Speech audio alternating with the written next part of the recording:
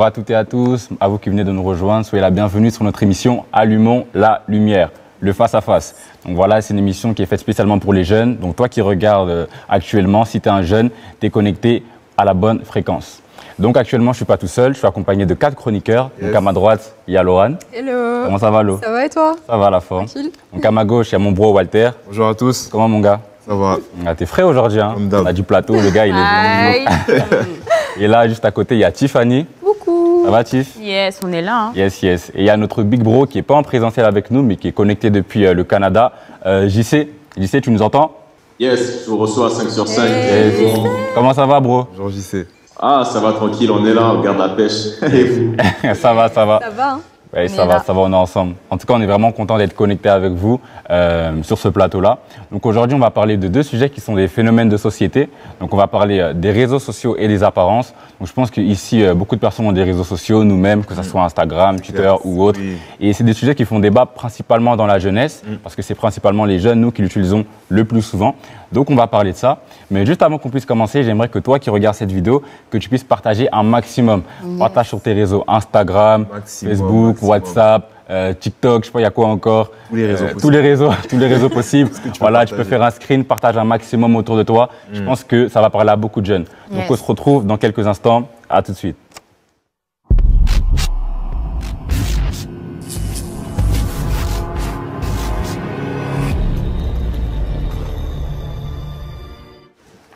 Bon les amis, donc moi récemment j'étais sur les réseaux et je vois que ça parle pas mal de glow up. Donc, je vais essayer de dire en vrai anglais glow up pour pas me tromper. Donc voilà, je sais pas si ça, je sais pas si ça vous parle le glow up. Qu'est-ce que vous en pensez? Est-ce que vous avez déjà entendu parler de ça? Tiffany? Ouais, franchement, j'ai déjà entendu parler de ça sur les réseaux. Il y avait pas mal de challenges à un moment donné, donc. Ouais. Un peu de transformation. Ouais. Les avant-après. Avant-après, ouais. Yes. C'est ça. Yes. Et du coup, qu'est-ce que c'est exactement le glow up? Yes, alors le glow up, comme on l'entend, ce n'est pas du tout francophone. Hein. Du coup, c'est un jeu de mots anglais. Du coup, avec le mot glow qui signifie éclat et le mot to grow, donc c'est grandir. Donc ça signifie en gros, s'améliorer en vieillissant. Voilà. Donc on parle de glow up, voilà. Lorsque, par exemple, Victorine ou Mamadou ou Clément, je sais pas. Et ben avant, il avait une apparence un peu moins flatteuse, une apparence un peu brouillée, et puis du jour au lendemain, il commence soit du jour au lendemain ou même progressivement, voilà, doucement, et il commence du coup à avoir une apparence beaucoup plus présentable, beaucoup plus actuelle avec la tendance. Et du coup, c'est comme ça qu'on parle de glow up. Donc, ça peut se faire de différentes manières, comme je l'ai dit. Ça peut se faire du coup du jour au lendemain. Ça veut dire que voilà, je remarque que c'est compliqué et tout, il faut que je m'améliore, donc tac, je veux glow up. Et puis voilà, ou soit c'est tout simplement en grandissant naturellement, tranquillement. Calme. C'est pas que dans le physique. Non, je pense qu'il va y avoir plusieurs. Oui, c'est fixé à plusieurs niveaux. Donc du coup, tu as le style au niveau du style vestimentaire. Donc, du coup, tu commences à changer un style un peu plus actuel avec la tendance, etc. T'as aussi c'est ça. Tout ça. La transformation physique. Ouais. Tu as aussi le glow up capillaire. Ah ouais, bah, oui, les contours. C'est vrai. Du bleu au brun, la barbe, voilà. Exactement. Tu as aussi le glow up physique. Donc prise de poids, perte de poids et la peau. Donc les problèmes d'acné, pigmentation, tout ça. Donc c'est un peu ça le glow up. Je ne sais pas si vous avez compris, si vous avez. Oui, voilà. Très bien. On a compris. Je pense que pour reformuler un peu les propos de Tiff, si on parle du glow up justement, c'est qu'il y a un avant et un après, que ce soit au niveau capillaire, physique ou autre. On voit un changement. Donc si par exemple avant, je sais pas, tu mettais des pulls bizarres, maintenant on va dire que ton apparence elle a changé. Donc c'est ça un peu le glow up. On parle de ça justement et en allant sur le réseau, est-ce que vous avez vu des glow up peut-être qui vous ont choqué? Parce que moi en allant sur le réseau, des fois je vois des glow up. Je me dis, il y a glow up et vraiment, il y en a, c'est vraiment chaud, quoi. Il y en a, t'as l'impression que c'est même pas les mêmes personnes, carrément. Et du coup, on parle de glow up, mais ici, là, on est entre nous. Est-ce que vous avez déjà eu des glow up? Nous, personnellement. Personnellement, nous, oui. Notre glow up. Nous. Quand même, on va pas mentir. On a tous glow up. On vient tous de quelque part. C'est clair. Mais il y a glow up et glow up. C'est ça.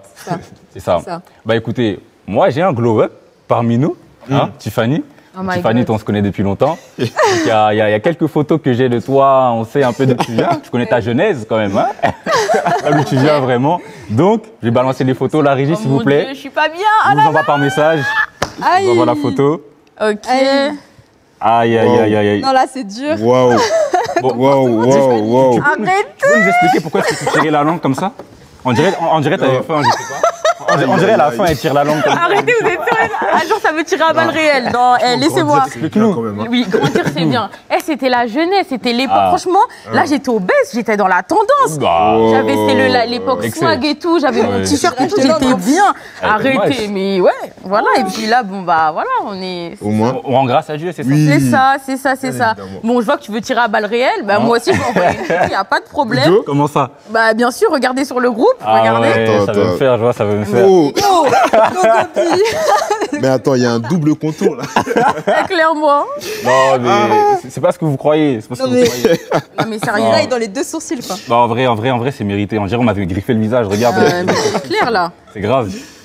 C'est ça un glow up. C'est ça un glow up, voilà. C'est ça. Donc là, j'avoue, c'est vrai qu'on peut tirer. Donc, vous qui avez regardé, mettez en commentaire quel est le glow up qui vous a le plus choqué. En attendant, soit c'est Tiffany, soit c'est moi. Ils ont screené. J'espère que vous avez Non, faut pas me mettre dans la sauce. Mettre son arrobase. Mettre son arrobase. Yes. Mais là, du coup, on a parlé de globe, justement, on a vu un peu ce que c'était, on a vu un peu la définition et tout. Et du coup, quand on parle de globe, du coup, on parle justement des réseaux sociaux, de l'afficher.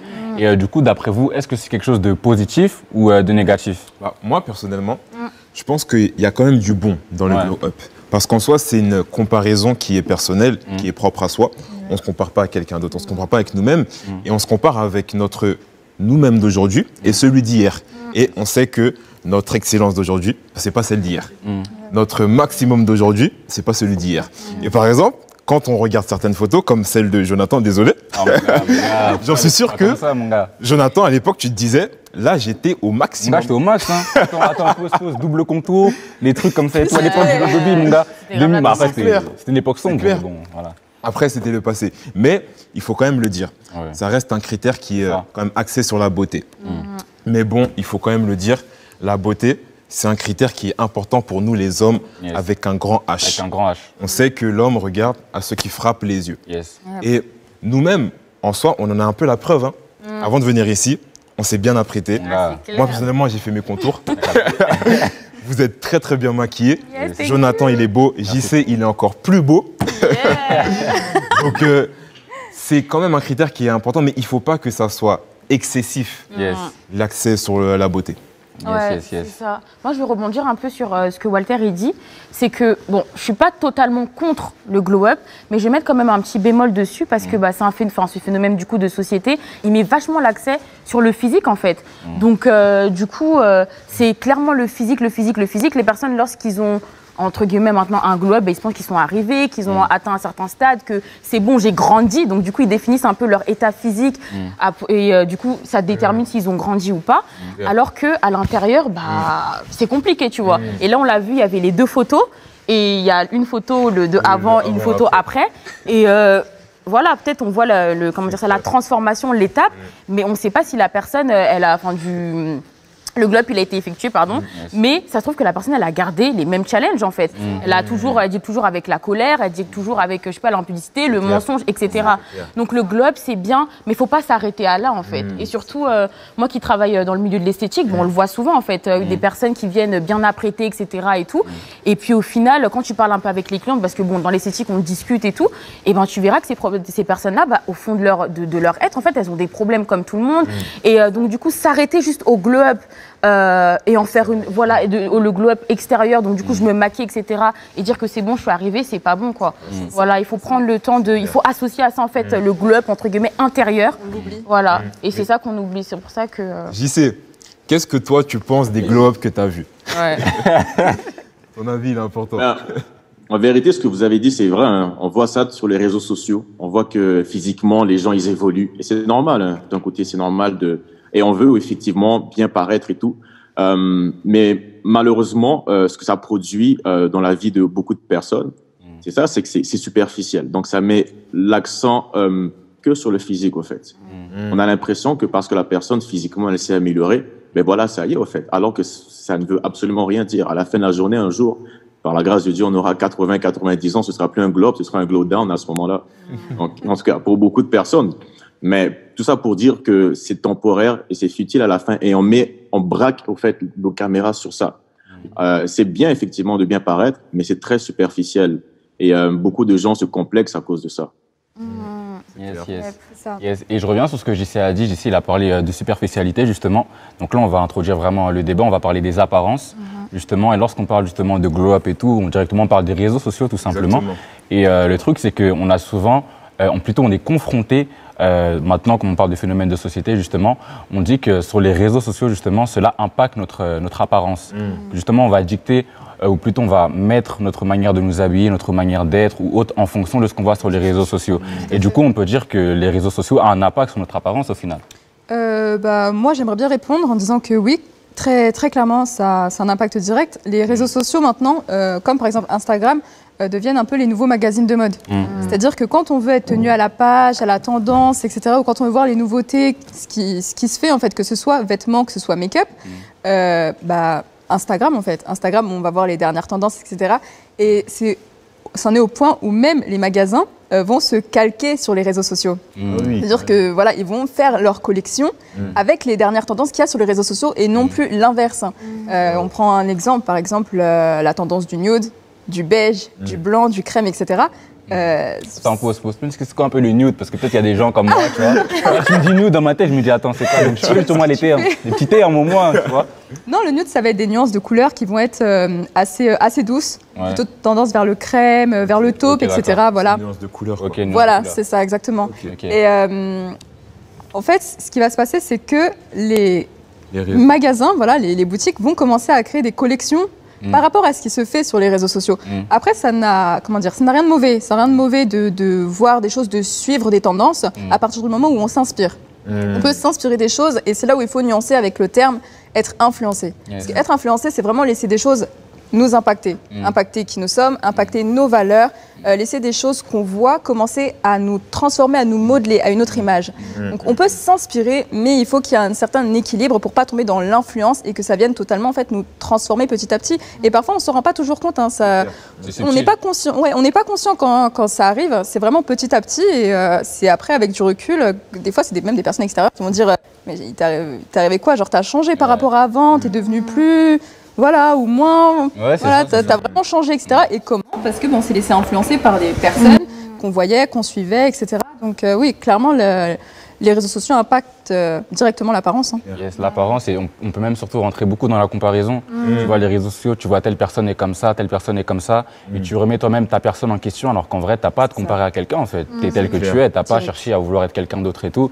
Mais le problème, c'est que sur les réseaux sociaux, on voit tellement un type de profil, et là, particulièrement pour les femmes, un type de femme, il faut être comme ci, comme ça, que du coup, voilà, on va idéaliser la chose, on va croire que, ah bah si t'es comme ça, c'est que t'es une belle femme, si t'es comme ça, c'est que c'est... Alors qu'en vrai, c'est pas le cas. Pareil pour les gars aussi, tu vois. Mais c'est vraiment subtil, au point, par exemple, je vais tirer un peu sur les filles, désolé, mais par exemple, on voit les filtres, tu vois. Maintenant, je vais pas dire que c'est rare, mais il y a beaucoup de personnes qui n'aiment même pas montrer leur propre visage sans mettre des filtres. Je suis pas en train de dire que les filtres, c'est mal ou autre, non. Mais à partir du moment où t'as un mal-être et t'arrives plus à montrer ton vrai visage sans forcément mettre un filtre ou retoucher des photos, c'est que là, il y a quelque chose. Et le plus important, en fait, c'est de mettre le doigt dessus et de pas forcément chercher à glow up physiquement, mais plutôt vraiment régler ce qu'il y a d'abord intérieurement pour pouvoir avancer, quoi. Et tu as dit quelque chose de super important lorsque tu as entamé la comparaison. Tu as dit que c'était le temps d'une photo. Yes. Et il faut se dire qu'une photo, le clic d'une photo, ça dure à peine 1 seconde. Yes. La personne prend la photo, la met sur les réseaux, et toi, inconsciemment, tu vas te comparer à juste l'instant T de la photo, et tu vas la comparer à toute ta vie. C'est réel, hein. Et ça, c'est super dangereux. Exactement. Donc, la comparaison, c'est un point qui est tellement subtil et à la fois très, très, très dangereux. C'est vrai ça, il y a une personne, tu vas mettre une photo par exemple, je sais pas, de toi, elle va mettre une photo, je sais pas, elle est à la plage ou elle est en vacances avec son gars ou peu importe et tout. Voilà, c'est ça, elle vit sa meilleure vie et puis sa best life, tu vois. Parce que c'est comme sur les réseaux sociaux, par exemple, comme tu l'as dit Laurent tout à l'heure, ça influence nos choix.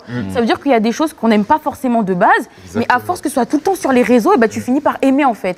Donc du coup, on perd son authenticité, on devient tous les mêmes personnes, les femmes c'est toutes les mêmes, les hommes c'est tous les mêmes, et on perd en fait notre authenticité et on peut pas réellement briller, avoir de l'impact si on est tous pareils en fait. C'est clair. Et JC, je voulais avoir ton avis du coup par rapport à ça, tu peux nous en dire un peu plus par rapport au réseau? Absolument. Écoutez, et ça c'est important que au niveau de la jeunesse, et je crois que ça concerne même tous les âges, qu'on puisse être conscient de cela, c'est qu'aujourd'hui, on vit dans une ère où il y a comme ce combat de système de pensée. Il y a le monde et il y a le royaume. Et le monde va toujours communiquer ce qui est charnel, n'est-ce pas? Va toujours communiquer ce qui est charnel. Et il y a une certaine chose. Et moi, je parle par rapport à ma propre expérience. C'est que moi, il fut un temps, par exemple, j'allais beaucoup à la salle. J'allais beaucoup à la salle. Et ça, c'est mon vieil homme, bien sûr. J'allais beaucoup à la salle. Pas que c'est mauvais, c'est pas ça. C'est juste que vous allez comprendre pourquoi. Mais j'allais beaucoup à la salle. Et qu'est-ce que ça a fait? Ça m'a rendu super narcissique. Fallait toujours que je me montre. Fallait toujours que je montre l'évolution. Fallait toujours que je montre aux gens. Voilà, pour impressionner, pour attirer, que ce soit des femmes, et ça provoquait une genre de compétition avec les autres aussi. C'est-à-dire que moi aussi, je dois faire comme ça parce que lui, il a fait. Et c'est très charnel. Et nous, en tant qu'enfants de Dieu, on vit dans ce monde, et il y a le système de pensée du monde qui influence toutes les plateformes sur lesquelles nous sommes. Et nous, on doit savoir discerner cela. On doit savoir ça, et que ce soit sur Instagram, Twitter, que ce soit sur Facebook, un peu partout, que les gens qui sont sous l'influence du monde vont toujours pousser le système de pensée qui est charnel, qui est narcissique, qui est la compétition, la jalousie, l'envie. Et c'est ce que ça provoque dans beaucoup de personnes parce qu'on met l'accent absolument sur ces choses, sur ce qui est charnel, sur ce qui est spirituel, sur ce qui n'a aucune importance. Yes. Mais clairement. C'est tellement ça. Ouais, et puis ça me fait, pendant que JC y parlait, je me dis que carrément ça nous empêche en fait d'être focalisés aussi sur notre but en fait. Parce que l'apôtre Paul, lorsqu'il parle, il dit que voilà, je cours vers le but, etc. Et en fait, on est distrait quand on dit tu peux poster, tu veux montrer ton évolution, etc. Alors que Dieu t'attend ailleurs, et toi t'es ailleurs, t'es nulle part. Et je me rappelle tout à l'heure, tu parlais de un peuple sans vision est un peuple sans frein. Je sais pas si c'était, tout à l'heure avant. Ouais. Et donc du coup, tu parlais de ça. Et en fait, si t'as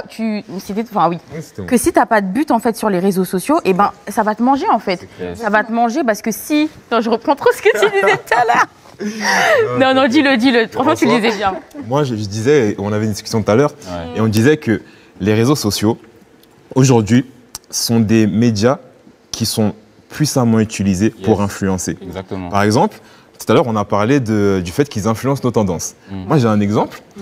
Il y a une paire de chaussures qui est sortie il y a quelques mois, je ne vais pas citer son nom. Il y a des semelles assez larges. Les premières fois que j'ai vu cette paire... C'est balèze.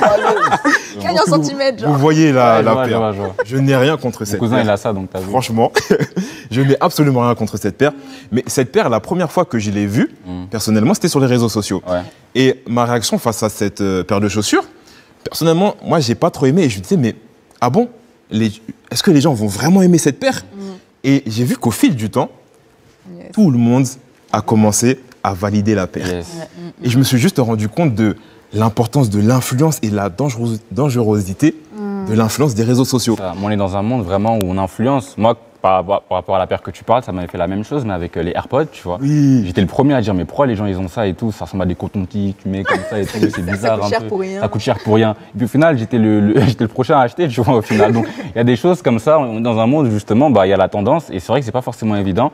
Mais comme JC l'a dit tout à l'heure, c'est vraiment un système de pensée. Et c'est pour ça que le Seigneur, à travers de Paul, dit dans sa parole dans Romains 12:2, vraiment, ne vous conformez pas au siècle présent, mais laissez-vous transformer par le renouvellement de l'intelligence, afin de discerner la volonté de Dieu, ce qui est bon, agréable et parfait. Tout ça, en fait, c'est à nous vraiment de faire ce travail-là et de savoir discerner, en fait, le bon et du mal, en fait.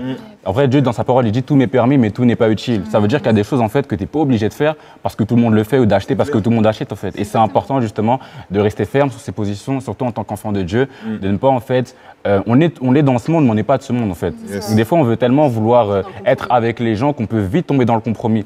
Alors qu'en vrai, non, il faut juste savoir faire la part des choses. Il faut aimer les gens, il faut manifester l'amour. Il ne faut pas ignorer ce qui se passe dans le monde, mais il ne faut pas non plus être influencé, comme l'a dit Laurent tout à l'heure, par ces choses-là, en fait. C'est clair. D'ailleurs, on parle des réseaux sociaux, on parle de la vie des réseaux, et on va vous balancer quelques images par rapport à ces thèmes-là. Donc, je vais l'envoyer dans le groupe et ça sera diffusé juste ici. Alors, je ne sais pas si vous l'avez reçu, la première image, on voit une pomme. Oui, on voit une pomme, on voit une pomme justement, donc ça existe un peu la vie sur les réseaux sociaux justement. On voit une pomme dans un miroir où là elle est nickel, et on voit la vraie pomme justement qui est un peu comme pourrie, croquée un peu. Donc qu'est-ce que ça vous évoque vous un peu cette image-là?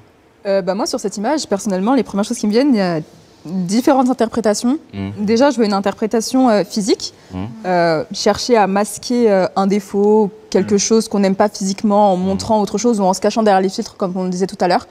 Une interprétation vraiment de masque, voilà, plus axée sur le physique, et aussi une interprétation qui va être plus psychologique, un mal-être, etc., ou comme on dit, on montre un sourire mais derrière on pleure, où on a une vie qui va être down. Et là, tu vas être totalement down, mais tu vas montrer ta best life sur les réseaux sociaux, tu vas montrer tes vacances, etc. Alors que derrière, ça suit absolument pas. Et ça, comment dire, c'est très dangereux. Pourquoi? Parce que déjà, tu peux avoir une détresse. Et vu que tu ne l'exposes pas, tu ne trouveras jamais de soutien en fait. Il n'y aura personne qui sera alerté. Après, attention, pour être équilibré, je ne dis pas qu'il faut montrer la douleur qu'on ressent sur les réseaux sociaux. Je dis juste que dans ce cas-là, quand ça ne va pas, autant arrêter de faire comme si tout allait bien et peut-être prendre du recul. Quand ça ne va pas, ne pas forcer à vouloir montrer une image, voilà, parce qu'on veut continuer d'alimenter son compte pour continuer d'alimenter ses followers. On veut tenir une communauté. L'algorithme continue à bien fonctionner, tu vois. Tenir la communauté chaude. C'est ça, on sait. On veut garder ses followers au chaud, sauf que quand ça ne va pas, en fait, arrêter les faux semblants et parfois prendre du recul, prendre un temps, comme on en discutait tout à l'heure, Tiff, donc je te laisserai rebondir là-dessus, le fait de se retirer, en fait, quand ça ne va pas, arrêter de se mentir à soi-même. C'est ça. Yes. Je sais aussi... Ouais, JC, est-ce que tu veux ajouter là-dessus quelque chose par rapport à ça? Oui, absolument. Et ça, c'est tellement important parce que cette image, ce qu'elle communique, par rapport à moi, ce que je comprends, c'est ceci. Nous devons absolument faire attention avec l'apparence. Absolument. C'est-à-dire que, surtout nous, dans l'Église, on est sur les réseaux sociaux et les plus jeunes également, même les plus vieux sont sur les réseaux sociaux et on prend beaucoup de gens pour modèle. De faire très attention. Ne pas se fier à l'apparence. Jésus nous dit de ne pas juger selon l'apparence, mais selon la justice. Et il y a des gens, ce qu'ils vont faire, c'est qu'ils vont projeter une image. Ils vont projeter une certaine image. Et c'est eux-mêmes qui vont vouloir projeter cette image. Mais Jésus a marché dans ce monde et à une époque où il y avait également des gens qui avaient du pouvoir, des gens qui avaient d'influence, qui projetaient une image de sainteté, une image d'obéissance à Dieu. Et ces gens étaient les pharisiens. Et Jésus va les voir, on se trouve ce passage dans Matthieu chapitre 23, verset 27. Il dit « Malheur à vous, scribes et pharisiens hypocrites, parce que vous ressemblez à des sépulcres blanchis, qui paraissent beaux en dehors et qui en dedans sont pleins d'ossements de mort et de toute espèce d'impureté. » Et c'est ce qu'on voit un peu partout. On voit une belle image. On voit, ça paraît beau de dehors, mais à l'intérieur, c'est la mort. À l'intérieur, c'est l'impureté. Et il n'y a rien à envier à cela. De ne pas envier des gens parce qu'ils paraissent beaux. De ne pas envier des gens parce qu'ils paraissent saints. De ne pas envier des gens parce qu'ils paraissent riches, parce qu'ils paraissent... Peu importe ce que c'est. Mais de toujours chercher le cœur de chaque personne. C'est le cœur des gens qui doivent nous influencer. On doit chercher un cœur dévoué à Dieu. Mais si on suit quelqu'un simplement parce que de l'extérieur, parce que ce qu'il projette, c'est une image que ce soit par exemple quelqu'un qui dit servir Dieu, que ce soit quelqu'un qui dit faire du bien, peu importe ce que ça peut être, mais de faire attention de ne jamais se fier à l'apparence, mais de toujours se fier à la justice de Dieu, de juger selon sa justice, mais de chercher le cœur.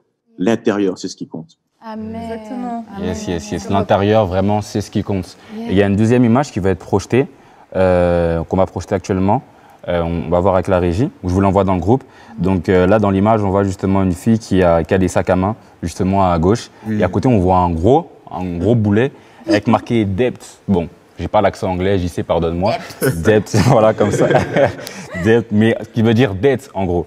Ça veut dire dette, et on voit justement une femme qui est sur les réseaux, justement, mais en gros, on voit que l'envers du décor, dans la vraie vie, là, elle a des sacs Chanel et autres, mais à côté, on voit qu'elle a des dettes, justement.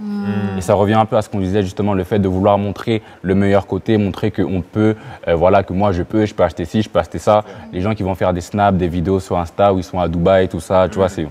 Maintenant, Dubaï, maintenant, tout le monde va là-bas, maintenant, tu vois. Mais on voit des gens qui vont là-bas et tout, mais à côté, on ne sait pas ce qui se passe derrière. Et en fait, justement, c'est tellement subtil parce que du coup, les gens vendent du rêve de manière consciente ou inconsciente. Et à cause de ça, justement, ça peut être une occasion de chute pour certains, justement, ces personnes qui ne gardent pas leur cœur. J'ai aimé ce que tu as dit tout à l'heure. Tu as dit le fait qu'on peut juste regarder une photo ou une vidéo et on va comparer ça à notre vie. Donc, tu vas voir quelqu'un, par exemple, qui est en vacances, qui est à Dubaï ou alors qui fait telle ou telle chose. Et toi, juste à cause de ce que tu as vu, tu vas remettre en question tout ce que tu as vécu. Et en vrai, c'est insensé de penser comme ça. C'est insensé. Et surtout, je ne sais pas ce que vous pensez, mais moi, personnellement, quand je vois ce type de photos et ce type de posts, je ne suis pas de ceux qui leur jettent uniquement la pierre à eux.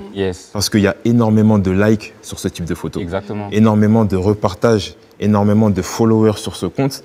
Et on a aussi notre part de responsabilité. Bien sûr. Parce qu'on choisit à ce qu'on s'expose. Et en vérité, c'est que tant qu'on leur donne leur like, tant qu'on partage leur post et qu'on s'abonne à eux, ça alimente quand même la chose. Parce que ces personnes-là, au fond d'elles-mêmes, elles recherchent quelque chose. Et elles pensent que le fait de liker, etc., ça compense et ça alimente ce qu'elles recherchent. Mais c'est pas du tout ça. Donc on a quand même notre part de responsabilité à nous en tant que jeunes. Tout à fait. Et cette image, elle me fait penser au compte Instagram, par exemple, qui montre des gros mariages. Mais ces comptes où on va commencer, les femmes, même les grosses entrées de mariage. C'est ces mariages-là dont je parle. Tu rentres sur une musique nigérienne, tout ça, et tu danses comme ça, c'est ça les gens. C'est ça. Et en fait, ces comptes-là vont montrer des mariages vraiment grandioses, etc. Mais les personnes vont envier ces mariages-là, les femmes vont chercher à vouloir faire des grands mariages, mais sans savoir sur quoi sont basés ces mariages. Ça se trouve, ils ont été faire un crédit pour se marier, ou même, ça se trouve, ils avaient les fonds nécessaires, mais il y a des personnes qui vont vouloir se lancer à l'aventure, partir à la recherche de ces mariages-là, alors que elles n'ont pas les fonds, et qu'est-ce qu'elles vont faire pour ça? Elles vont s'endetter aussi, elles vont commencer leur vie, une vie cachée derrière des photos éphémères, et au final, derrière, ce qui les attend, c'est une série de dettes et de crédits à rembourser. Pourquoi? Parce qu'ils auront vu des choses ça aura attisé la convoitise, tout simplement. Exactement. Et surtout, par rapport à toutes ces photos, je trouve que les réseaux sociaux, comme je l'ai dit tout à l'heure, ça nous défocalise du but, et surtout, ça nous met le focus en fait sur des choses qui ne sont pas forcément, pertinentes, entre guillemets. Et du coup, on oublie en fait de travailler en fait ce qui est à l'intérieur de nous en fait. Et je reviens un peu sur la première image de la pomme, parce que franchement, moi, ça m'a vraiment attristée, parce que c'est la grosse partie de la pomme qui est mangée. Donc, et c'est comme si en fait, la personne en fait, elle se focalise en fait sur son apparence, donc sur ce qu'il y a sur les réseaux sociaux, etc. Et derrière, ce qui est en train de la tuer, ce qui est en train de la ronger, elle met ça de côté en fait. Et j'aimerais dire à quelqu'un, franchement, n'aie pas peur en fait de faire face en fait à ce qu'il y a dans ton âme, parce que en fait c'est ça en fait le fondement en fait de nos vies entre guillemets, c'est l'état de notre âme en fait. Il faut pas le négliger, il faut prendre le temps de travailler à la restauration de notre âme, de traiter les carences qu'on a, de traiter les dépendances affectives, de traiter le mensonge, de traiter tout ça en fait, et de pas que se focaliser que sur l'apparence, etc. Et moi j'ai une petite anecdote un peu de la Bible, de la femme samaritaine, et donc du coup Jésus et tout, il lui raconte un peu sa vie, etc. Il lui dit voilà, nanana, et il lui demande où est ton mari? Et elle lui explique, elle dit voilà, j'ai pas de mari, etc. Et lui, il lui a dit, tu as raison de dire je n'ai pas de mari.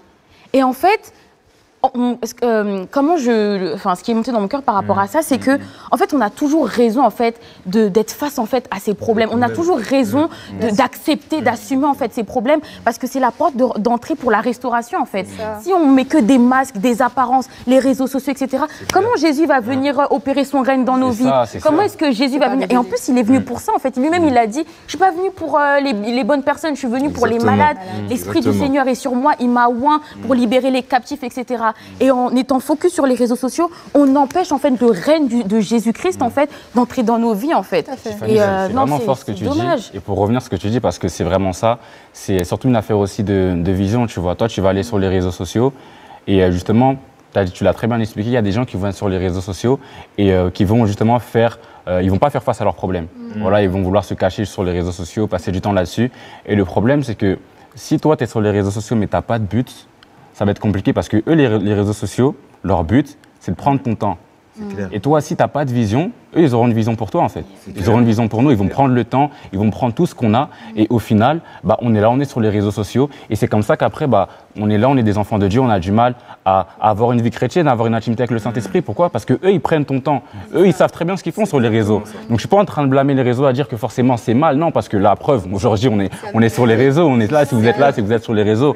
Mais maintenant, c'est plus l'utilisation qu'on en fait et le temps qu'on passe là-dessus. Tu peux avoir des réseaux sociaux, mais tu n'es pas obligé de passer toute ta journée sur les réseaux sociaux. C'est ça, en fait. Moi, on en parlait avec Walter, me concernant, je sais que j'avais fait une cure des réseaux à un moment, pas parce que c'était mal, mais parce que je sentais que ça devenait trop lourd pour moi, en fait. Et pendant un temps, j'ai fait peut-être 4-5 mois sans Insta. Donc la personne, peut-être toi, c'est un pèlerinage, je sais pas. mais pour moi, voilà, j'ai fait 4-5 mois sans Insta. Et honnêtement, ça m'a fait du bien. Ça m'a fait du bien parce que je me suis retrouvé avec moi-même. Là, je suis sur les réseaux, mais ça m'a discipliné dans ma manière déjà par rapport à moi-même, par rapport à ce que je regarde et tout. Donc je pense que c'est vraiment la manière dont on utilise les réseaux sociaux qui sont importants. Et par rapport à la pause des réseaux sociaux, moi je sais que par exemple, quand on a des temps à l'église de jeûne et prière, etc., moi je supprime. Je supprime pendant les 21 jours, c'est 21 jours. Je supprime pas juste, je me déconnecte, j'enlève même l'application pendant 21 jours et tout simplement pour pas être distrait. Parce qu'on sait très bien que ça peut aller très vite et qu'au bout d'un moment, tes temps de prière sont soit rétrécis, soit totalement oubliés. C'est clair. Et c'est important. Et pour revenir sur ce que tu as dit, Joe, c'est vrai que les réseaux sociaux, ils ont été conçus et créés par des personnes très intelligentes qui ont passé des années et des années à réfléchir pour que dès lors que toi, tu ouvres ton application, de ton côté, tu cesses de réfléchir. Et dès lors où tu cesses de réfléchir, en allant sur les réseaux sociaux, tu ne verras pas le temps que tu vas passer dedans. Tu vas te retrouver à liker des choses qui ne correspondent pas à tes valeurs. Tu vas te retrouver à reposter des choses qui ne sont toujours pas tes valeurs. Pourquoi? Parce que tu oublies le but de ta présence sur les réseaux sociaux. Donc ça, c'est quelque chose d'important à définir. Yes. En parlant de la vie sur les réseaux, il y a une dernière image qu'on va vous projeter concernant ce sujet-là. Donc on va l'afficher à l'écran. Donc je vous l'envoie dans le groupe. Voilà. C'est une image assez parlante. On voit justement une femme qui est sur les réseaux avec son bae, son gars. Elle a affiché, voilà, son bae. Hein. On voit elle est avec lui et tout. Et on voit justement la partie où elle sourit, où elle est sur lui, mais à côté, on voit que c'est une femme battue. Donc, qu'est-ce que vous en pensez, JC? Qu'est-ce que cette image elle t'évoque à toi? De mon côté, à moi, c'est vraiment triste, hein, mais c'est vraiment un couple qui projette justement le bonheur, qui projette. Et ça, c'est terrible parce que sur les réseaux sociaux, ce qui se passe, on recherche beaucoup un modèle d'amour, en fait. Un modèle d'amour. Et on va souvent baser nos critères, nos critères sur les images qu'on va voir sur les réseaux sociaux. Et ça nous influence d'une façon ou d'une autre. Et surtout les aspects, entre autres celui de l'amour. Et les gens, malheureusement, à cause de ça, ils vont faire des choix charnels. Et ça, même dans l'Église. Hein. J'ai vu ça à plusieurs reprises, que ce soit sur Twitter. Je vois des gens qui professent Christ, qui disent, qui confessent le Seigneur, qui témoignent de Jésus, mais qui, à cause d'une certaine tendance sur Twitter, vont influencer leur choix par rapport à ce qu'ils voient. Mais ils savent pas en vérité ce qui se passe derrière, en fait. Ils savent pas justement qu'est-ce que la femme vit. Ils savent pas qu'est-ce que l'homme fait, qu'est-ce que l'homme vit. Donc, c'est important pour nous, encore une fois, de ne pas se fier justement à l'apparence, mais de discerner, au fait. On a tellement besoin de discernement. Discernement. C'est ça. Ça me fait penser, pendant que JC parlait, à un message que donnait sur les couples, qui était donné sur les couples, qui disait que oui, tu peux trouver que quelqu'un a une très belle paire de chaussures, sauf que s'il enlève sa paire de chaussures, les chaussettes sont totalement trouées. C'est-à-dire que tu vois l'aspect extérieur qui brille, etc. Tu vas envier, tu vas dire waouh, quelle classe, mais en fait, dès que tu enlèves la face qu'on voit à l'extérieur, là, c'est gâté. Donc, pour les couples, c'est un peu ça. On montre une image et après, il y a beaucoup de personnes qui vont rêver de ce couple goal, qui vont rêver de ce style de vie, qui vont envier la dimension, disons, dans laquelle ils sont, mais en oubliant leurs propres valeurs, en oubliant toutes ces choses, en fait, qui font que, en tant qu'enfant de Dieu, on ne peut pas désirer ces mêmes choses, du moins, on ne peut pas les vivre de la même façon et que, du coup, il faut arrêter de se calquer sur ces choses-là et plus revenir aux bases, aux fondements qu'on a pu recevoir et apprendre par nous-mêmes, par la parole. C'est vraiment important de faire ça et surtout de ne pas se voiler la face. J'aimais, comme tout à l'heure l'a dit Tiffany, de ne pas fuir les problèmes, au fait. Si par exemple tu es dans cette situation-là, en relation ou autre, ne cherche pas forcément à t'exposer ou à montrer certaines choses aux autres si tu sais que déjà dans ta relation, c'est pas quelque chose qui fonctionne. Si déjà il y a des problèmes intérieurs, s'il y a pas mal de choses. Et là on parle des relations, mais ça peut être dans plein de choses. Voilà, franchement, l'exposition, comme j'aime le dire encore, la parole le dit, tout m'est permis mais tout n'est pas utile. C'est vraiment avoir des combats que tu n'étais pas obligé d'avoir, au fait, tout simplement, de s'exposer comme ça. Donc vraiment, c'est important de faire preuve de sagesse par rapport à ça. C'est ça. Et surtout, de parler, en fait, de confesser de tous les problèmes qu'on a, etc. Il ne faut pas hésiter à en parler avec des grands frères, des grandes sœurs, etc. Il ne faut vraiment pas hésiter. Limite, il faut aller saisir ton miracle, il faut aller chercher, etc. Va saisir ton miracle, en fait. Va chercher quelqu'un, fais-toi accompagner, mais surtout ne lâche pas, en fait. Ne reste pas simplement sur cette émission et dis, ouais, franchement, ils ont bien parlé, etc. Pose un acte, en fait, après cette émission. Va voir un grand frère, une grande sœur, un tuteur, un responsable, expose ton problème et voilà, et le chemin de la guérison, en fait, ça va commencer là, en fait. C'est ça. Et c'est ça, parce qu'il faut le package, il faut l'intérieur et l'extérieur. Et c'est l'intérieur qui pérennise l'extérieur. C'est l'intérieur qui pérennise l'extérieur. Je voulais juste rebondir par rapport à ce qui a été dit et l'image en elle-même, dire à une personne qui peut-être préférait rester dans une situation qui elle sait, tu sais que c'est une situation mauvaise, tu sais que cet aspect-là de ta vie n'est pas bon, tu sais que cette personne-là est mauvaise, mais juste pour un critère physique, vous rendez bien, la situation rend bien sur les réseaux, etc. Tu acceptes de subir en fait cette situation, tu acceptes de rester là où tu es juste parce que ça rend bien avec cette personne, avec cette situation, à cet endroit-là, etc. Là où tu es actuellement. En fait, d'arrêter en fait de vouloir se conformer à l'aspect physique, parce que les gens vont voir, mais vraiment penser au bout d'un moment à ton bien-être. Si tu es à un endroit où tu sais que ce n'est pas bon pour toi, que ça te blesse, que ça te fait du mal, de réussir en fait, de prendre ce courage, de quitte à cette notoriété que tu as sur Instagram, qu'elle descende, mais au bout d'un moment de lâcher l'affaire, de penser au bout d'un moment à ta restauration, à ton bien-être, à ton bonheur, de quitter cette personne, cette situation qui t'entraîne vers le bas tout simplement parce que ça fait un beau cadre, ça fait joli et ça fait gagner des likes, des commentaires, etc. Mais au bout d'un moment, il faut aussi quitter quand c'est quelque chose qui peut nous tuer. Et vraiment, pour revenir sur ce qu'on a dit, pour clôturer un peu sur ce débat-là, vraiment, prenons le temps de s'examiner nous-mêmes, de ne pas chercher à nous exposer directement, mais d'abord prendre le temps de se connaître soi-même, de vraiment développer son intimité avec Dieu et surtout de ne pas nous laisser influencer par tout ce qu'on voit. Pour clôturer un peu tout ce qu'on a dit par rapport aux apparences, vraiment le plus important, c'est d'abord l'intérieur. C'est d'abord ce que la personne que tu es. Ne cherche pas d'abord à vouloir être extérieurement si déjà intérieurement c'est compliqué. Maintenant, après, j'équilibre. Ça ne veut pas dire que tu ne dois pas te maquiller ou bien t'habiller. Non, c'est important. Il faut. Voilà, parce qu'après, tu connais dans l'extrême, il y a des gens, ils vont arrêter de se raser, tu vois. Non, faut dire les choses clairement. Voilà, c'est valoriser. C'est important de se valoriser et de s'aimer soi-même. À l'œil. Exactement. Mais la personne que tu es extérieurement reflètera surtout la personne que tu es d'abord intérieurement. C'est vraiment ça. Si tu dois retenir quelque chose qu'on a dit, c'est vraiment par rapport à ça. Donc là, maintenant, on va entrer dans un autre débat, justement, concernant l'influence et les réseaux sociaux. Donc, il va y avoir une courte page de publicité. Alors, ne quitte pas. Partage un maximum de personnes. Je pense que voilà, on a bien parlé jusqu'ici. C'est pas encore terminé, alors partage et on se retrouve dans quelques instants. À tout de suite.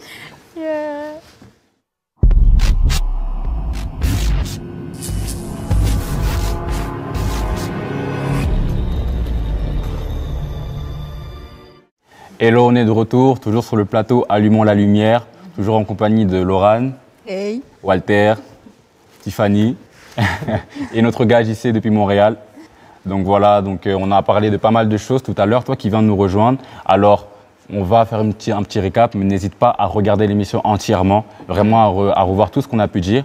Mais pour toi qui viens d'arriver, on a parlé justement du glow-up au début. On a vu le glow-up incroyable de Tiffany. Direct, ouais.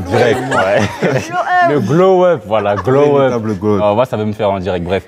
Voilà, le glow-up de Tiffany, le mien aussi.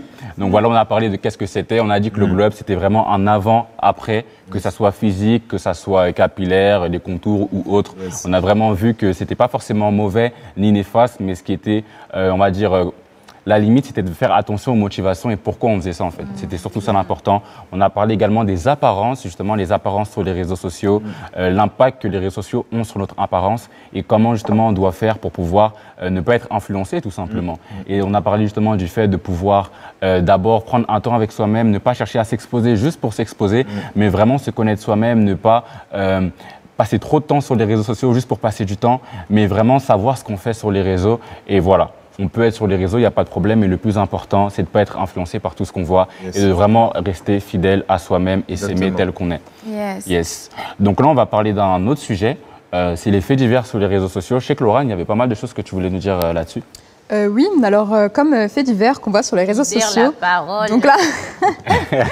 Donc là, j'aimerais vraiment qu'on se penche sur le fait d'être chrétien, d'être enfant de Dieu sur les réseaux sociaux. Comment ça se passe, la réalité d'un chrétien sur les réseaux sociaux.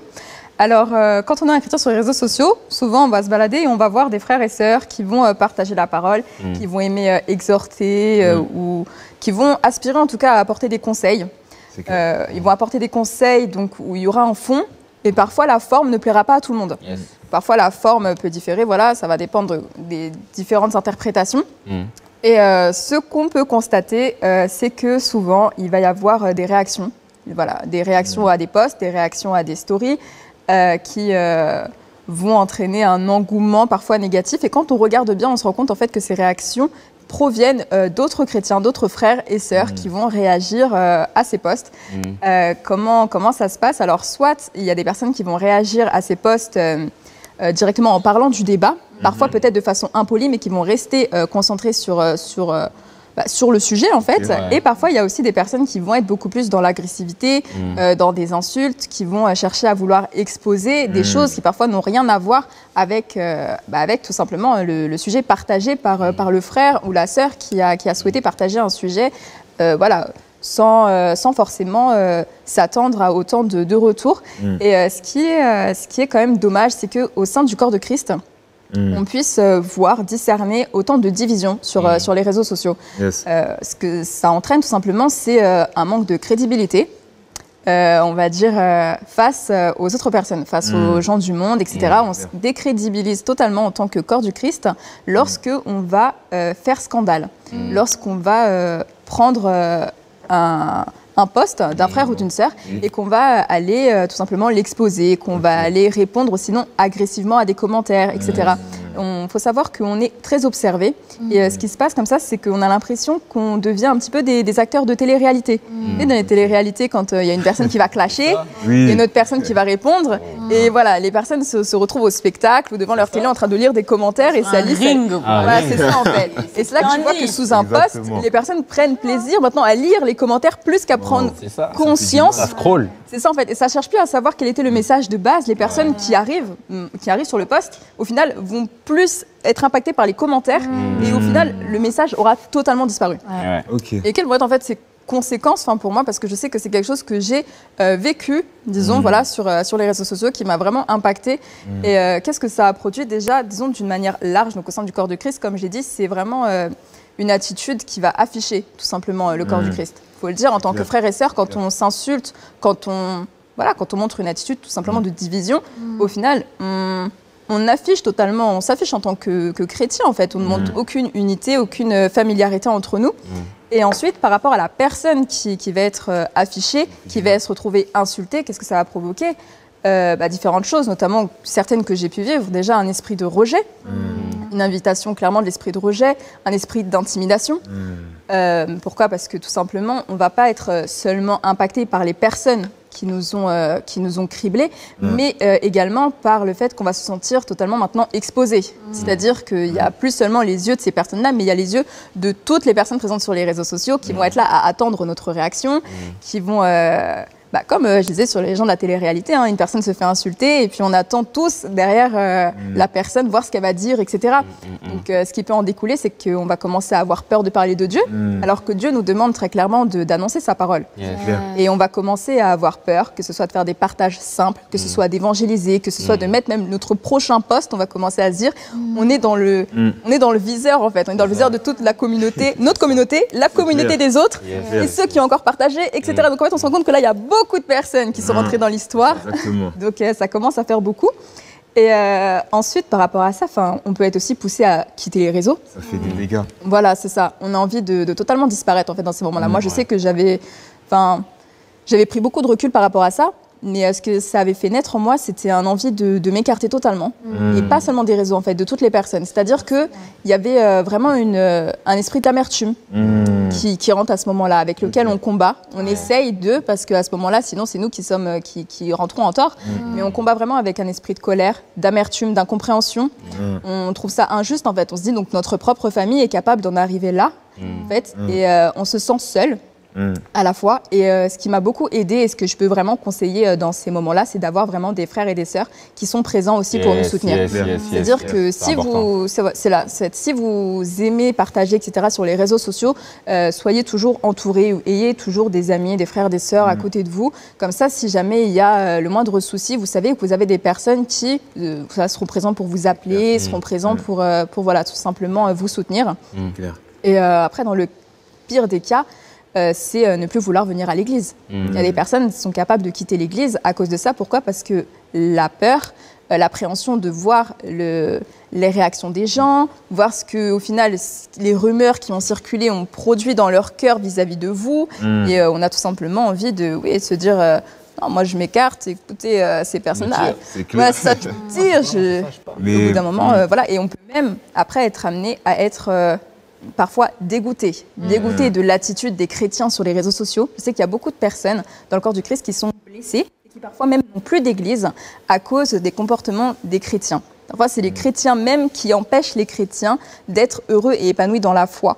C'est-à-dire qu'à force de voir des chrétiens se cribler entre eux, ils les fuient. Ils les fuient tout simplement en restant chez eux, en étant juste en petit comité. Et tout ça, en fait, parfois, ça va même commencer à avoir un déséquilibre dans leur foi. Certains vont arrêter d'aller à l'église, vont être complètement dégoûtés et se dire « mais j'étais mieux dans le monde, en fait, j'avais plus la paix dans le monde lorsque je m'exprimais.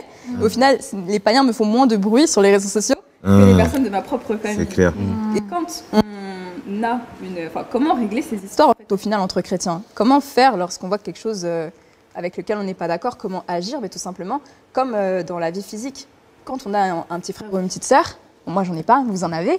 Si vous voyez qu'ils postent quelque chose qui ne vous plaît pas sur les réseaux sociaux, avec lequel vous êtes en désaccord à leur âge, vous allez tout simplement toquer à la porte de leur chambre. Et voilà, vous le dites, tout simplement, supprime. Tu vois, là, ton poste, c'est pas gay, supprime. Et en fait, ce qu'il faudrait faire sur les réseaux sociaux aussi, en tant que corps du Christ, nous voir vraiment comme des frères et sœurs, et au lieu de répondre aux commentaires, parce que ça, on le ferait pas sous le poste de nos petits frères, petites sœurs, ouais, non, ce que tu dis, là, je suis pas d'accord, etc., n'importe quoi. Non, en fait, on va toquer à ses DM. On va le reprendre en privé tout simplement et lui expliquer voilà, une vision des choses, ou sinon chercher à comprendre ce qu'il a voulu dire et dans ce cas-là lui dire reformule peut-être parce que ça peut être mal interprété. Mais au bout d'un moment, il faut savoir protéger sa famille spirituelle comme sa famille physique. C'est important vraiment désolé Walter, c'est important vraiment de manifester l'amour, vraiment quand tu parles d'unité et tout. Et je sais que toi, tu avais été aussi passé par là. Tu avais mis un tweet justement par rapport à ça, donc tu pourrais nous en dire plus, comment est-ce que toi, tu as pu, entre guillemets, surmonter cette étape-là, tout simplement? Oui, c'est simple. Hein. En tant qu'enfant de Dieu, si on veut donner des messages sur les réseaux sociaux, effectivement, j'ai fait plusieurs posts, que ce soit sur Instagram ou sur Twitter, où ça a été sujet à polémique. Sur Instagram, je rappelle, j'avais parlé contre l'avortement. Et sur Twitter, j'avais fait un tweet où je disais simplement un truc bien simple, mais ça visait tout le monde, au fait. Ça visait tout le monde. J'avais simplement dit que le grand ennemi de ta vie de prière se trouve entre tes mains, c'est ton cellulaire. Donc, effectivement, et ça, je sais pas qui peut dire, moi, ça me concerne pas. Parce que moi, je dis ça parce que ça me concernait. Je dis, mais c'est terrible comment le temps que j'ai perdu, alors que j'aspire à passer du temps dans la présence de Dieu, passer du temps mais le problème, c'est ça, c'est le cellulaire. Et lorsque j'ai publié ça, les gens commençaient à retweeter. Et beaucoup de gens ont dit encore, ils viennent toujours faire la morale, ceux-là. Genre, je voyais des trucs comme, mais avec quoi est-ce qu'ils tweetent alors, hein? Donc, c'était maintenant une contre-attaque. On m'attaquait par rapport à ce simple tweet. Et effectivement, au fait, j'aime dire que les réseaux sociaux, c'est un amplificateur de la chair. Hein. C'est terrible comment, c'est là que tout le monde devient charnel. C'est terrible. Tout le monde devient charnel en sortant des versets bibliques. Tout le monde devient charnel au nom de Jésus-Christ. Ils savent même pas et on s'en rend pas compte, au fait. Au moment où on devient charnel, on s'en rend pas compte. Mais on sent que quelque chose en nous, et quelque chose en nous est excité, quelque chose en nous, non, mais c'est pas le Saint-Esprit. Effectivement, j'avais cette émotion, j'avais envie de répondre à tout le monde, j'avais envie de me justifier, j'avais envie à chaque personne, et ce sentiment montait. La simple chose que j'ai fait, c'est que j'ai répondu à personne. Je vais arrêter là. J'ai répondu à personne, et c'est ce que je conseille, au fait, parce que veut pas, si on prêche la vérité et on touche, parce que dire ce genre de choses, qu'on le veuille ou veuille pas, c'est que ça touche à la plaie. On met le doigt sur la plaie. Et les gens, ils aiment pas ça, ils vont réagir. La chose à faire, c'est de ne pas répondre. Je savais que si je répondais, c'était la chair. Et si je réponds avec la chair à quelqu'un qui a été charnel, ça va engendrer encore la chair, qui va engendrer la chair, qui va engendrer la chair. Donc, j'ai arrêté tout simplement. J'ai été sensible au Saint-Esprit et c'est là que j'ai simplement rien dit et ça s'est arrêté là. Au fur et à mesure, ça s'est juste dissipé. Je crois que la chose est ça, c'est ne pas réagir. Yes. C'est important vraiment, comme tu l'as dit, de ne pas réagir à chaud. Hein, tu vois un truc directement, tu bouillonnes, tu dis « Oh, comment ça ?» Gars, tu vois, tu partages la parole et tout, on critique directement en DM, ça fait des grandes menaces. Tu vois, t'es sûr. C'est ça, mais c'est marrant de voir que l'engouement, ou en tout cas la chair, se réveille surtout lorsqu'on aborde certains sujets. Il y a des sujets en crise qui fâchent, et c'est à partir de ces sujets-là, quand on touche à des choses auxquelles les personnes sont attachées, que là, la chair va se réveiller. Moi, je crois que les jeunes qui sont dans ce cas-là, ils sont énormément. Yes. Et moi, ce que j'aimerais dire à un jeune, c'est de détacher son identité de ce qui se passe sur les réseaux sociaux. En tant que jeune, tu n'es pas les commentaires qui se disent à propos de ton post. En tant que jeune, tu n'es pas le nombre de likes qu'il y a sur tes publications. Tu n'es pas le nombre de followers qu'il y a sur tes réseaux. Tu es ce que Dieu dit que tu es. Yes. Et il faudrait juste arrêter de trop s'attacher à ce qui se passe sur les réseaux sociaux et de se l'approprier comme si c'était la vérité. Alors que ça n'est pas du tout. C'est ce que tu fais. Oui, c'est vrai, ça part de toi, mais ce n'est pas ce que tu es. Donc ça, c'est important à savoir quand même. Et surtout à comprendre, comme tu l'as dit, les réseaux sociaux, c'est pas la vraie vie. Ça veut dire que quelles que soient les choses qu'on a pu dire sur toi, comme l'a dit Walter, la seule chose qui définit vraiment ton identité, c'est ce que Dieu dit que tu es, tout simplement. Et le reste, ça n'a pas d'importance. C'est pas dire qu'il faut faire n'importe quoi sur les réseaux, non. Mais ça veut dire que toi, tu ne dois pas marcher en fonction de ce que les gens disent, mais simplement en fonction de ce que Dieu dit que tu es. Et que lorsque tu te connais justement, et que tu es à l'aise avec toi-même, et que tu sais que tu l'as fait avec un bon cœur, là on parle justement de motivation, c'est important d'avoir des bonnes motivations lorsqu'on veut parler. Parce que la vérité, c'est que beaucoup de gens vont vouloir parler, mais quelles sont les motivations? Quelles sont les motivations derrière? Est-ce qu'on veut parler pour être vu? Est-ce qu'on veut parler pour montrer que moi, je connais la parole, je connais les versets, je connais tous les livres qu'il y a dans la parole? Non, c'est pas ça. C'est que lorsqu'on parle, c'est vraiment pour pouvoir édifier, c'est pour pouvoir faire du bien, en fait. Mais la vérité, c'est que tout le monde n'a pas ce cœur-là. Donc, ce n'est pas parce que tu vois forcément quelqu'un qui parle sur les réseaux que cette personne-là est forcément motivée par les bonnes choses. Parce qu'il y a des personnes aussi, justement, qui veulent faire des bons posts et il y en a, justement, qui postent juste pour montrer que je connais. Et c'est pas ça, en fait. Il faut vraiment faire attention et savoir discerner le vrai du faux. C'est clair. Mais du coup, quelle est la limite en fait entre j'utilise simplement les réseaux sociaux en tant que 5 personnes et je suis appelée à briller en fait dans les réseaux sociaux, à être une personne influente un peu peut-être comme JC sur les réseaux, etc. Moi, je suis un jeune par exemple. Enfin, comment je fais en fait? Comment je sais?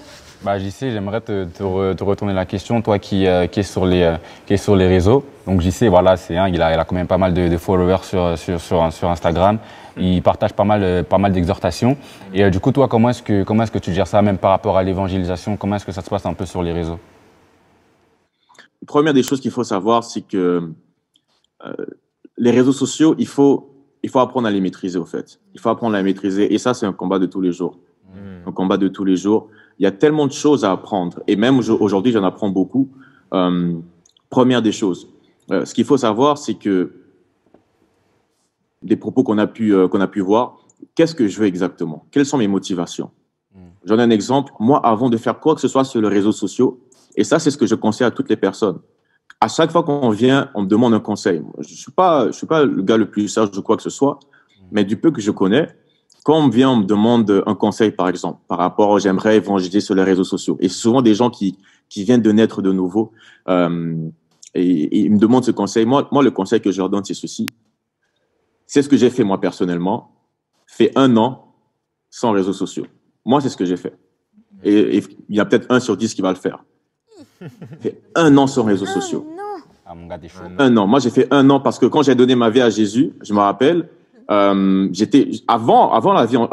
je sois né de nouveau, j'étais sur les réseaux, j'étais très actif. Hein. J'avais une histoire, mais après, j'avais cette conviction qu'il fallait que j'arrête tout. J'ai enlevé Snapchat, j'ai enlevé Instagram, j'ai enlevé Facebook, j'ai tout enlevé, tout supprimé. J'avais que WhatsApp, c'était pour l'église, les différents groupes qu'on avait au service et tout. C'était tout. Pendant 1 an, j'ai rien touché. Et ça m'a tellement fait du bien.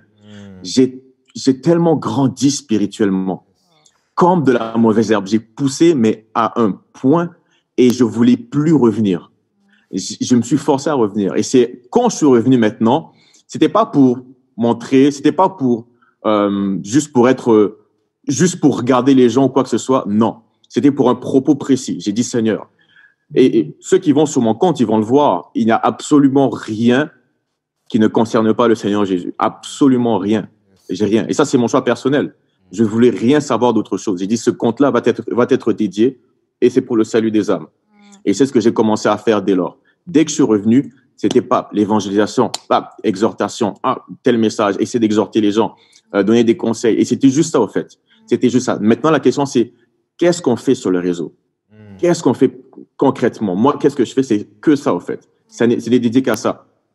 Et maintenant, il faut absolument, lorsqu'on est sur le réseau, comme j'ai dit précédemment, il faut avoir la maîtrise de soi. Il faut avoir la maîtrise de soi parce que les réseaux sociaux, c'est une plateforme, comme j'aime dire, un amplificateur de la chair. C'est terrible. Et il y a tellement de choses, parce que si on va dessus, le Seigneur, quand il envoie ses disciples, il dit, voici, je vous envoie comme des brebis parmi les loups, n'est-ce pas? Et ça, c'est quand il les envoie maintenant sur un champ missionnaire évangélisé. Les réseaux sociaux également, c'est un champ missionnaire. Et nous, on se retrouve là, surtout en tant que jeunes, on est également comme des brebis parmi les loups, parce que ce qui se passe sur le réseau, c'est terrible. C'est terrible comment le diable agit également sur le réseau. Et si on n'a pas le discernement, on ne va pas s'en rendre compte. La pornographie commence à atteindre un paroxysme sur le réseau. Comment c'est facile d'accès. On voit des défis bizarres, on voit des images bizarres. Et en tant qu'enfant de Dieu, on est souillé par ces choses. Et à cause des réseaux, combien, et même ceux qui regardent cette émission, la question c'est combien de fois, à chaque fois que tu es tombé, à chaque fois que tu as arrêté de prier. Et je suis garanti que 80% des cas, c'est à cause des images qu'ils ont commencé à voir sur le réseau. À cause des gens qu'ils ont commencé à suivre sur les réseaux. À cause de telle femme, tel homme, ils ont commencé à cause de l'addiction même que ça cause. À quel point ça cause même l'idolâtrie. Et Dieu est un Dieu jaloux. Il est jaloux de son peuple. Le peuple qu'il aime tant, qu'il a racheté par le prix précieux du sang de son Fils. Et nous, maintenant, on devient addictif à cela. On commence à idolâtrer des choses dessus. Ça devient maintenant une plateforme dans laquelle nous sommes souillés, une plateforme dans laquelle nous-mêmes nous salissons, nous-mêmes nous salissons le nom du Seigneur, nous-mêmes nous. Mais et c'est du n'importe quoi. Si c'est le cas de quelqu'un, moi mon conseil c'est coupe, arrête, c'est tout. Et c'est un défi quotidien, tous les jours, de se maîtriser par rapport à ça, de se maîtriser par rapport à ça. C'est tellement important de savoir sur quoi on est. C'est pas anodin. Il y a beaucoup de gens qui refusent catégoriquement d'être sur les réseaux pour certaines raisons, et je suis d'accord avec eux. Et il faut savoir se maîtriser. Et une autre chose, c'est aussi les motivations. On a pu en parler. Qu'est-ce qu'on veut? On veut des followers. Qu'est-ce qu'on veut? On veut des likes. Qu'est-ce qu'on veut? Est-ce qu'on veut que les gens voient exactement comme Jonathan peut dire qu'on prêche bien? Qu'est-ce qu'on veut? Est-ce qu'on veut voir qu'on connaît la Bible? Qu'est-ce que tu veux? C'est parce que tu as vu que quelqu'un a fait des trucs qui ont marché. Il a eu beaucoup de commentaires, beaucoup de followers. Il a eu beaucoup voilà, il a eu beaucoup de retours. Toi aussi, dis, mais moi aussi, je veux ces choses. L'envie. Regardez ce que ça cause en nous, nous les enfants de Dieu, qui voulons prêcher. Maintenant, on veut plus servir Dieu. Maintenant, on se sert de Dieu. Et ça, il y en a tellement, tellement. Et c'est un combat de tous les jours, quotidien. Parce que veut pas, on est quand même appelé à briller sur cette plateforme. On est quand même appelé à prêcher sur cette plateforme. On est quand même appelé à être comme des flambeaux sur cette plateforme. Cette plateforme est corrompue, elle est pervertie. Et nous devons briller dans les ténèbres sur toutes les plateformes.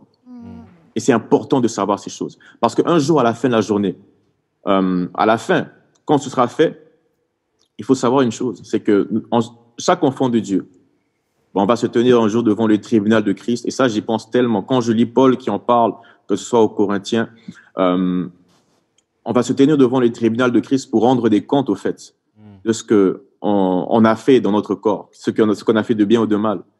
Il explique justement que donc le Seigneur va juger nos motivations. Nos motivations. Et il y en a tellement qui perdent leur récompense sur le réseau. Tellement de serviteurs, des gens qui disent servir Dieu, qui perdent leur récompense sur le réseau, qui ne font que se servir de Dieu, qui ne font que... Non, mes amis, ceux qui écoutent, c'est pas un jeu en vrai. C'est très dangereux pour l'éternité, pour ce qui va se passer après, par rapport à nous-mêmes. Et il faut absolument être prêt. Voilà pourquoi je dis souvent aux gens, fais minimum 1 an. Si tu veux vraiment te lancer, par exemple, dans l'évangélisation sur le réseau, vraiment, un conseil, j'en fais pas un commandement, j'en fais pas une doctrine, mais c'est un conseil que moi j'ai mis en pratique, ça m'a aidé énormément, c'est de faire vraiment une grande pause des réseaux. Une grande pause des réseaux. Et après, justement, te lancer. Ce qui m'a aidé également, c'est la couverture spirituelle. Moi, je me rappelle, avant de retourner sur le réseau, j'ai demandé à mon pasteur. Et connaissant mon pasteur, j'étais convaincu qu'il allait me dire « Non, c'est du désordre ». Et là, j'ai dit « Bon, ce sera ma confirmation ». Mais j'arrive là-bas et puis je dis « Pasteur, voilà, j'avais arrêté les réseaux pendant 1 an parce que voilà, je voulais être à fond avec le Seigneur. Et là, je sens que avec l'évangélisation, j'aimerais maintenant publier l'évangélisation, mettre des vidéos et tout ça. Donc, j'aimerais savoir ce que vous en pensez. Est-ce que vous croyez que c'est une bonne idée ?» Et à ma grande surprise, il m'a dit non, je crois que c'est une bonne idée. Effectivement, il y a beaucoup de jeunes sur les réseaux. Donc, ouais, il n'y a pas de problème, tu peux aller. Et c'est là que j'ai commencé. Et souvent, ce que je fais même, c'est qu'avant de poster quelque chose, je le montrais à certains responsables, qu'est-ce qu'ils en pensaient. Donc de rendre des comptes à des autorités. Parce que, encore une fois, on va avoir beaucoup de gens sur le réseau. Ce sont des indépendantistes, hein, des gens indépendants, des électrons libres qui ne sont soumis à aucune autorité. Et nous, on les voit, on les envie parce qu'ils ont beaucoup de followers. Non. C'est pas tout ce qui brille qui est de l'or. Il faut savoir ça. Donc, de discerner et de ne pas se comparer aux autres, de ne pas chercher ce que les autres, ils ont. Mais de chercher le cœur, encore une fois. Le cœur, c'est le plus important. Et voilà. En tout cas, moi, c'était jusqu'à aujourd'hui, comme je dis, c'est un combat de tous les jours. Tous les jours, c'est Seigneur, le cœur. Donc, c'est important. C'est vraiment important. Yes. Vraiment, merci, JC. Je pense qu'on peut même acclamer, hein, parce que franchement, c'était vraiment profond. Ah, même, tu aurais pu continuer, on te laisse. Hein, vraiment. Un petit séminaire comme ça, là.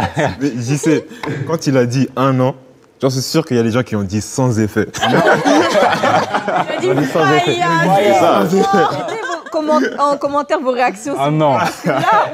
C'est pour ça que j'ai dit qu'il y a peut-être 1 sur 10 qui va le faire. À chaque fois, moi, c'est le conseil que je donne. Je l'ai fait, en vrai. Et je vous dis, au début, c'est difficile parce que, et c'est au début que tu te rends compte que j'étais addictif, au fait, parce que t'as pas de réseau, t'es là avec ton cellulaire, tu fais rien, ton réflexe, c'est, tu vois, et c'est là qu'on se rend compte qu'au fait, j'étais addictif. Donc, c'est important. Moi, je le conseille, en tout cas. Ceux qui l'ont jamais fait, je vous dis, si vous voulez croître spirituellement, je veux grandir, je stagne. Tu sais ce que tu peux faire? Arrête les réseaux. Arrête les réseaux, je te garantis. Tu arrêtes les réseaux, remplace-le par les Écritures. Oh, reviens me voir dans 1 an, envoie-moi un DM. Là, ce sera ça, le vrai glow-up. C'est ça, voilà, un vrai glow-up, exactement. Un vrai glow-up. Là, vient de parler, venez juste de parler d'addiction, on l'a tous fait. C'est-à-dire qu'on fait Snap, on quitte Snap, on va sur Instagram. Donc on quitte Instagram, qu'est-ce qu'on fait? On retourne sur Snap, on referme, on réouvre Instagram. C'est du mensonge, on se sait. On fait des tours et des tours. On voit des stories, on se revoit bientôt. Demain, le gars là sur Snap, il t'envoie un message. C'est pas comme ça. Non, franchement, grâce à Dieu, parce qu'on se rend compte que, en fait, c'est possible justement d'être entre guillemets sur les réseaux, de ne pas être addict à ça justement. Là, JC, il a donné son témoignage et tout, mais c'est JC. On n'est pas en train de dire que tout le monde doit faire pareil, que tout le monde doit prêcher l'évangile pareil, parce qu'il y en a, oui, qui doivent faire comme lui, qui doivent certes exhorter et autres. Puis il y en a qui sont appelés, tu peux forcément aussi également évangéliser sur les réseaux sans forcément mettre le nom de Jésus, parce que l'évangélisation, c'est pas juste parler de Jésus tel quel, mais c'est propager les bonnes valeurs, c'est être d'abord, c'est ça. Donc voilà, chacun selon son appel, selon ce que le Seigneur lui a mis à cœur de faire. Mais le plus important, c'est de rester authentique dans sa vie chrétienne, dans sa relation avec Dieu, dans son intimité. Et je pense que c'est ça qui va faire la différence sur les réseaux.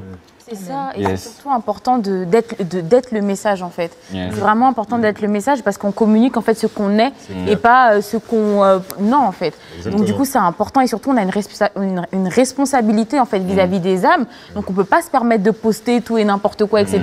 Non, franchement, il faut qu'on soit authentique pour véritablement transmettre la vie véritable. Comme dit notre... Je vais rajouter un truc par rapport à ce que Tiffany a dit. Ce qu'elle a dit, c'est tellement vrai. Et ça, je pense que j'avais même fait un post par rapport à ça.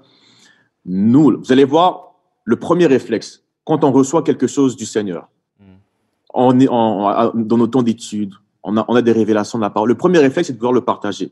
Ça ne devrait pas être le premier réflexe. Le premier réflexe, c'est de le mettre en pratique. Jésus dit, vous êtes heureux, vous qui entendez ces paroles, pourvu que vous les mettez en pratique. Pourvu que vous les mettez en pratique. Et sur le réseau, surtout dans l'église, c'est du grand n'importe quoi sur la toile. C'est du grand n'importe quoi. Tout le monde est enseignant. Tout le monde est docteur. Le gars, ça fait 2 ans qu'il est né de nouveau. Conférence sur les 6. Ouais, sur le mariage. Mais je me dis, moi, en vrai, je m'attends pas dans ce qui est compliqué. Je veux me focaliser sur ce que je vis. La grâce, le pardon. Des choses terre à terre que je vis, au fait. Parce que je veux pas transmettre des choses que j'ai pas vécues. Quand le Seigneur nous parle, le premier réflexe, c'est pas de le partager, c'est de le vivre. Amen. Ensuite, on partage ce qu'on vit. Comme dit, vraiment pour revenir sur ce que JC a dit, Le plus important, comme notre pasteur le dit souvent, on enseigne ce qu'on sait, mais on transmet ce qu'on est. C'est vraiment important de faire la différence de ces choses-là. Donc voilà, donc notre émission touche à sa fin. Malheureusement, il n'y a même pas de « oh ». Quand même. Déjà. On reviendra avec un prochain glow-up. Là, ce sera Walter et Laurent, je pense, la prochaine fois. S'il faut y passer. On va tous y passer. On a mis dans la sauce aujourd'hui, vous allez y passer aussi. Vous avez esquivé là. En tout cas, merci à vous d'avoir regardé, merci à vous d'avoir été connectés, vraiment. Alors, n'hésitez toujours pas à partager cette émission autour de vous. Comme on a dit, on a parlé des réseaux sociaux. Bon, faut pas quitter maintenant, la partage avant, après tu peux partir. Voilà, donc partage sur tes réseaux, Instagram, Facebook, Snapchat, TikTok, bref. Partout où tu peux partager. On se retrouve très bientôt sur notre plateau. Allumons la lumière, on est ensemble. Salut.